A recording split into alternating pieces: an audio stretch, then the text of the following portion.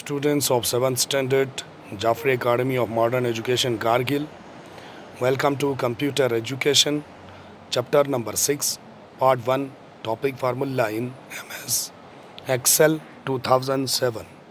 Dear students, इस chapter के अंदर हम फार्मूला के बारे में पढ़ेंगे और कैसे फार्मूला को कॉपी करना है, नंबरिक फार्मूला या statistical formula, functions, statistical functions, operators in MS Excels, sorting data, operator, procedures, printing a worksheet, ये तमाम चीज़ें आप किस तरह करते हैं ये यहाँ पर इस चैप्टर के अंदर हम पढ़ेंगे।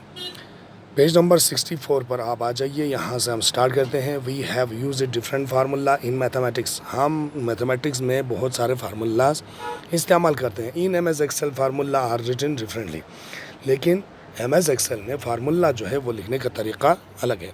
क्यों? क्योंकि यहाँ पर देखो, a formula in M S Excel starts with is equal to sign.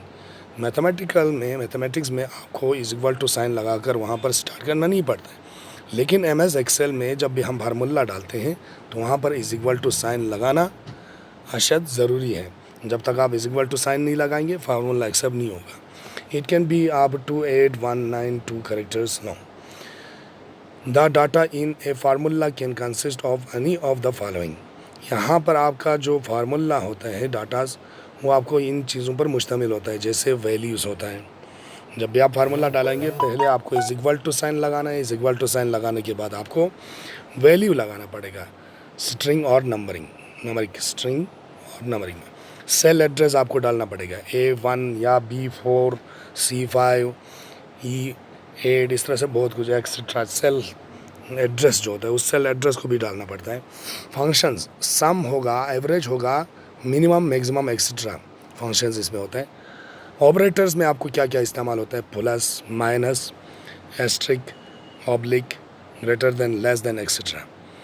इसके बाद पैंथर्स, इसमें आपको bracket open, bracket close. Formula you enclose a value in double quotes to create in MS Excels। आप एक्सेल्स में आपको जब भी वैल्यू देना है तो उसको इंक्लूड करना पड़ेगा, किसके साथ, डबल कोट्स के साथ। फॉर एग्जांपल किस तरह से, माइक्रोसॉफ्ट, इसको डबल इन्वर्टेड कामास के अंदर डाला।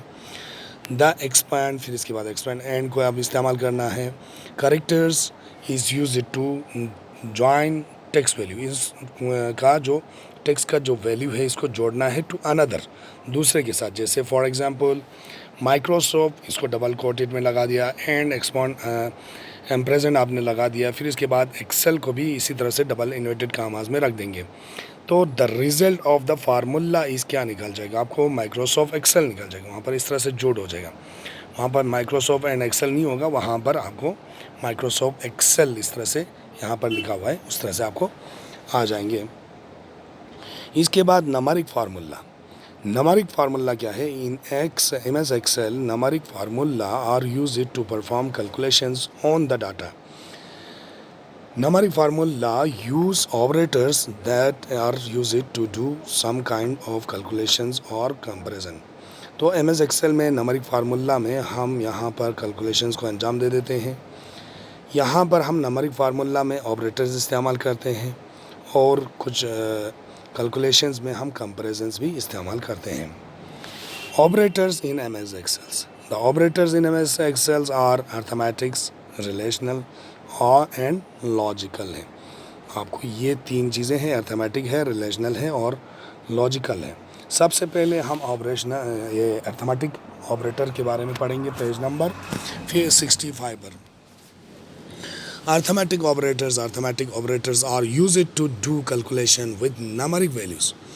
String are not used in arithmetic operators. तो यहाँ पर आपको अर्थमेटिक ऑपरेटर्स इस्तेमाल करते हैं जिस वक्त, तो वहाँ पर स्ट्रिंग इस्तेमाल नहीं होता है। Arithmetic operators in M S Excels क्या है, यहाँ पर आपको चार्ट में दिखाया गया है। इस जैसे ऑपरेटर में प्लस है, एडिशन, फंक्शन इसका क्या है, एडिशन है। एग्जाम्पल इज इक्वल टू लगाना है, 8 + 10 लगा दो, 18 आपको इज इक्वल टू लगा एंटर करने पर 18 आपको वहाँ पर आंसर आ जाएगा। ऑपरेटर यहाँ पर माइनस है सब्ट्रैक्शन के लिए, इज इक्वल टू 25 - 20 कर दो, इंटर कर दो, 5 आपको वहाँ पर आंसर आ जाएगा। एस्ट्रिक यहाँ पर मल्टीप्लिकेशन के लिए इस्तेमाल किया जाता है। इज इक्वल टू 15 * 5 लगा देंगे तो यहाँ पर 75 आ जाएगा। ऑब्लिक लगा देंगे तो डिवीजन हो गया 32 डिवाइडेड बाई 8। इस तरह से ऑब्लिक 8 कर देंगे तो वहाँ पर 4 आपको आंसर आ जाएगा। फिर इसके बाद एक्सपांटेशन 6 एक्सपांटेशन 2। फिर इसके बाद परसेंटेज है इज इक्वल टू 25%। तो रिलेशनल ऑपरेटर्स में क्या है, relational operators are use to compare two values, दो वैल्यूज़ को कंपेयर करते हैं। दे फ्रॉम रिलेशनल एक्सप्रेशन, वहाँ पर रिलेशनल एक्सप्रेशन होता है ये। These operators always give output in the form of a single value, true और फॉल्स। यहाँ पर सही या गलत में ही जवाब दे देते हैं। यहाँ पर या तो ट्रू है बोलेंगे या तो फॉल्स है, या ऑन है या ऑफ है, या येस या नो, इसी में ही आपको जवाब मिलेगा। ऑपरेटर इज इक्वल टू है, इसके बाद नॉट इक्वल टू है, इसके बाद ग्रेटर देन है, लेस देन है, ग्रेटर देन और इक्वल टू है, लेस देन और इक्वल टू है। ये सारे आपको यहाँ पर रिलेशनल ऑपरेटर्स ये हो गया। फिर इसके बाद रिप्रेजेंट ये करते हैं।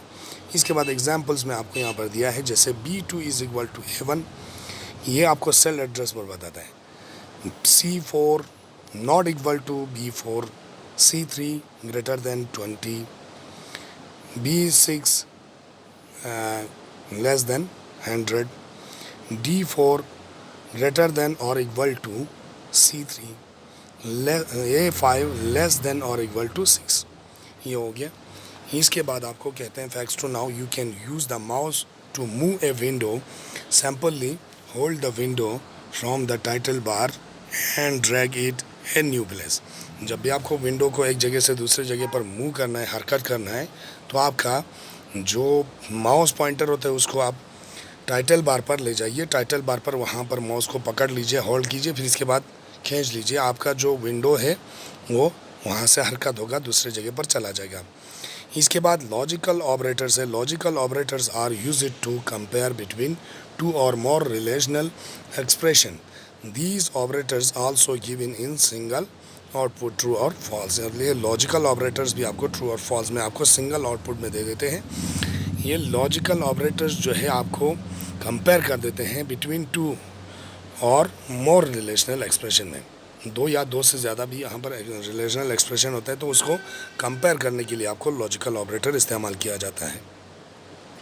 तो इसमें भी आपको सिंगल आउटपुट वहाँ पर मिल जाते हैं। तो डियर स्टूडेंट्स, ये था हमारा चैप्टर नंबर 6 का topic, formula in MS Excel. तो लॉजिकल ऑपरेटर से हम फिर से कल पढ़ेंगे नेक्स्ट वीडियो में। ओके डियर स्टूडेंट्स, ये था हमारा आज का टॉपिक। खुदा हाफिज़, गुड बाय।